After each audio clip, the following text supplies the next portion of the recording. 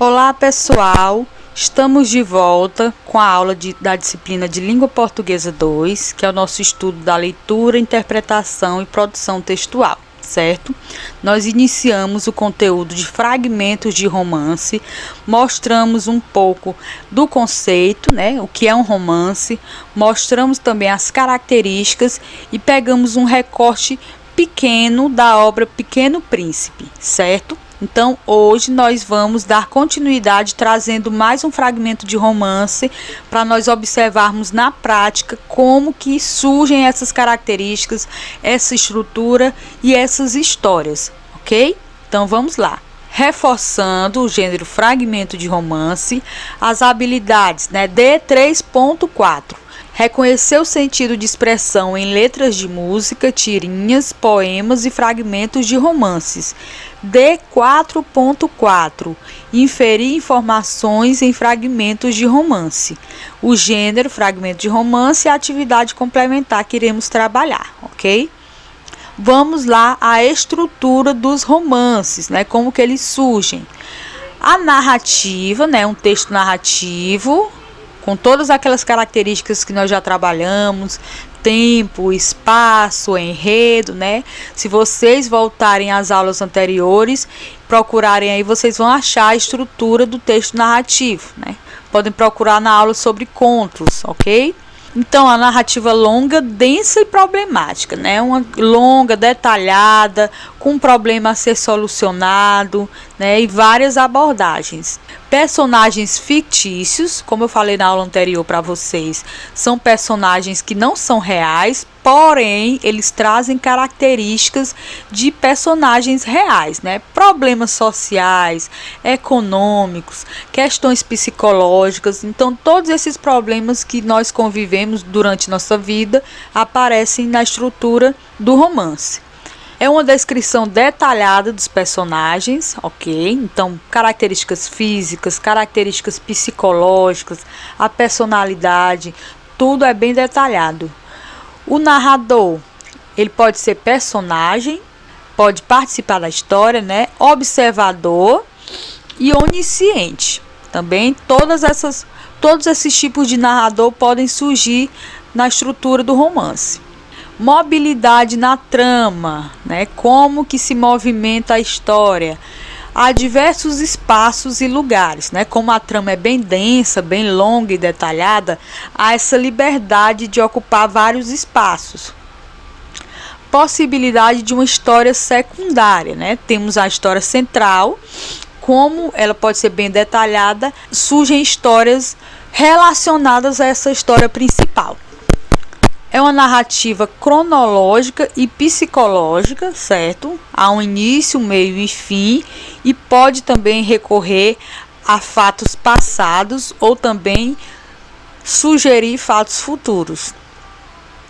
Diversos núcleos dramáticos, certo? Como há vários personagens, também vários núcleos dramáticos, várias histórias.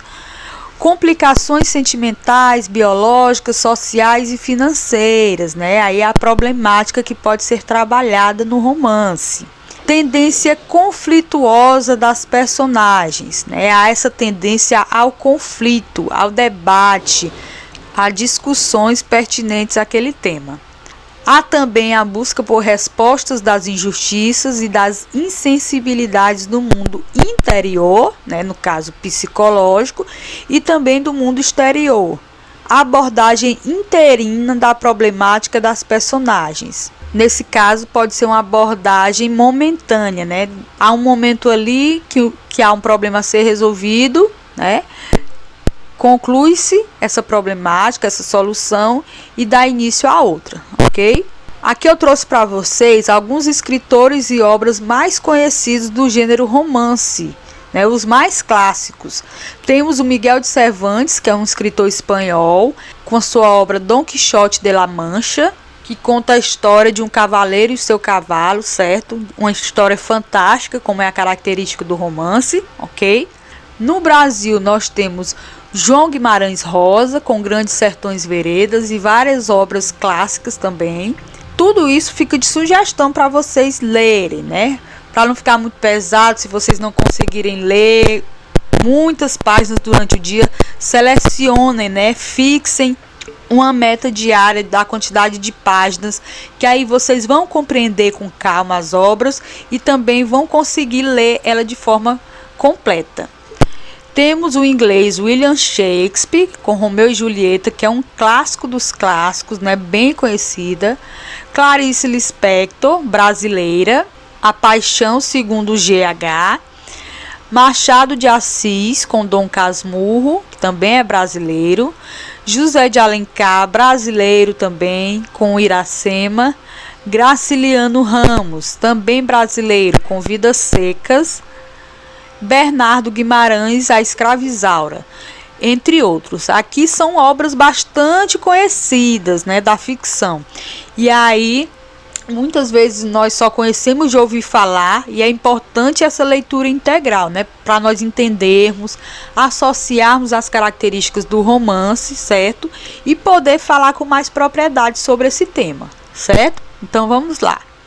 Eu trouxe a vocês hoje um fragmento de romance de A Moreninha, que também é um clássico brasileiro, escrito por Joaquim Manuel de Macedo, certo?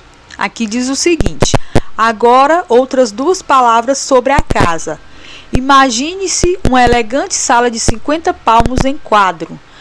Aos lados dela, 2 gabinetes proporcionalmente espaçosos, dos quais o do lado esquerdo, pelos aromas que exala, espelhos que brilham e um não sei que insinua, está dizendo que é o gabinete das moças. Imagine-se mais, fazendo frente para o mar e em toda a extensão da sala e dos gabinetes uma varanda terminada em arcos. No interior, meia dúzia de quartos, depois uma alegre e longa sala de jantar, com janelas e portas para o pomar e jardim, e ter-se-á feito da casa a ideia que precisamos dar. Então, observem as características que nós trabalhamos acerca do romance. Qual a característica mais marcante dos romances que surge aqui nesse trecho da Moreninha? É só vocês observarem. É a descrição física, né? É uma espécie de imagem, né? De fotografia que o autor faz do ambiente, né, do lugar. Então ele descreve como é.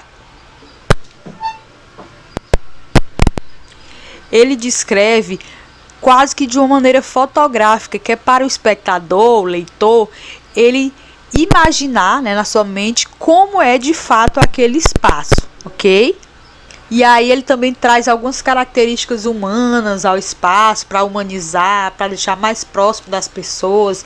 A exemplo de quando ele diz uma alegre e longa sala de jantar, né? Dá para você ter uma ideia de um lugar espaçoso, um lugar convidativo, um lugar aconchegante, né? Então essas são as características que ele traz do lugar na obra A Moreninha, ok? Então, com esse fragmento, nós finalizamos nossa aula. Exercitem, leiam romances e também façam nossas atividades, que vai ficar mais simples de você compreender essa estrutura, ok? Então, até a próxima.